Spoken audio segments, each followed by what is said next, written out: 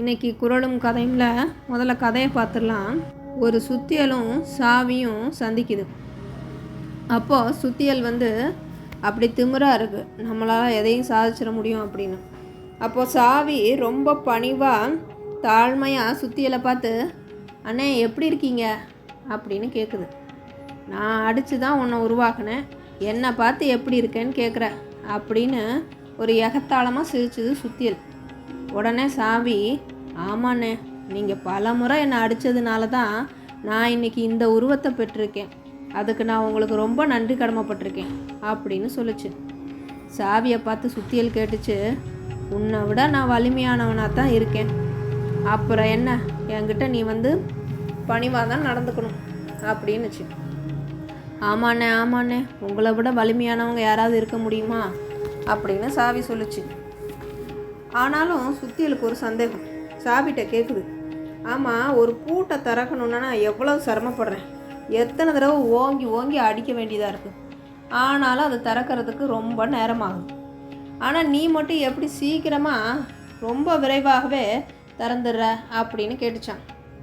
அதுக்கு சாவி சொல்லிச்சு, நீங்கள் கேட்குறது சரிதானே, ஏதோ எனக்கு தெரிஞ்சதை சொல்கிறேன், அதாவது நீங்கள் என்னை விட பலசாலி தான், அதை நானும் ஒத்துக்கிறேன், ஆனால் ஒரு பூட்டை திறக்கிறதுக்கு நீங்கள் என்ன பண்ணுறீங்க, அதோட தலையில் ஓங்கி ஓங்கி அடிக்கிறீங்க, அதனால தான் உங்களால் திறக்க முடியல, ரொம்ப நேரமும் ஆகுது, ரொம்ப சிரமப்படுறீங்க. ஆனால் நான் அந்த பூட்டினோட இதயத்தை போய் தொடுறேன், அதனோட இதயத்துக்குள்ளே நுழைஞ்சு அதனை தொடுறதுனால எனக்கு அது மிகவும் சுலபமானதாக இருக்குது, அந்த பூட்டும் உடனே திறஞ்சிருது அப்படின்னு சொல்லிச்சு. ஓஹோ, பொறுமையாக இருந்தால் சாதிக்கலாம் அப்படின்றியா அப்படின்னு சுத்தியல் கேட்குது. ஆமாண்ணே, நான் பொறுமையாக உங்ககிட்ட பல அடிகளை வாங்கினதுனால தான் என்னை எல்லாரும் பத்திரமா பையில் வச்சுக்கிறாங்க, உன்னை எங்கேயாவது ஓரமாக வச்சுட்டு போயிடுறாங்க. பொறுமையை விட மேலான தவமும் இல்லை, அன்பை விட ஒருத்தரை ஆட்கொள்கிறதுக்கு எளிய வழியும் இல்லை, இரக்கத்தை விட உயர்ந்த அறமும் இல்லை. உங்களோட இலக்கை அடையணும் அப்படின்னா அது வரைக்கும் அதற்கான ஆயுதமாக அன்பையும் கேடயமாக பிறரை மதிப்பதையும் பயன்படுத்தணும். இதுதான் இந்த கதை மூலமாக நாம் தெரிஞ்சுக்க வேண்டியது. இந்த கதையை படிக்கும் பொழுது எனக்கு வள்ளுவர் சொன்ன ஒரு குறள் தாங்க நினைவுக்கு வருது. என்ன குறள் அப்படின்னு பார்த்தீங்கன்னா, பெருமை அப்படிங்கிற அதிகாரத்தில் அமைஞ்சிருக்கிற குறள் இது. 978வது குறளாக அமைஞ்சிருக்கு. பணியுமாம் என்றும் பெருமை, சிறுமை அணியுமாம் தன்னை வியந்து அப்படின்னு சொல்லியிருக்காரு.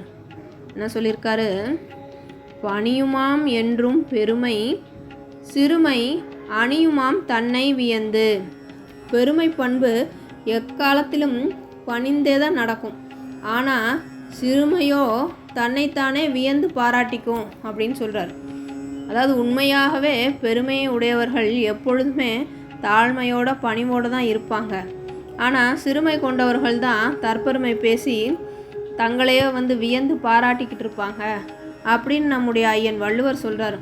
அதனால் நாமும் தலைக்கணம் இல்லாமல் தாழ்மையோடு பணிவாக மற்றவர்களிடம் நடந்து கொள்வோம், அதனால் நாம் பெருமை பெறுவோம்.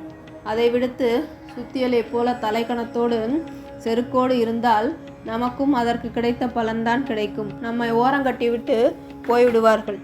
அதனால் வள்ளுவர் கூறும் குறள் வழியில் செல்லுவோம், ஆள்தோறும் ஒரு திருக்குறளை சொல்லுவோம். மீண்டும் வேறு ஒரு குறளுடனும் கதையுடனும் உங்களை சந்திக்கிறேன். அதுவரை உங்களிடமிருந்து விடைபெறுபவர் உங்கள் அன்பு சகோதரி சிவகாமி சண்முக சுந்தரம், சங்கத்தமிழ் இலக்கிய பூங்கா. நன்றி.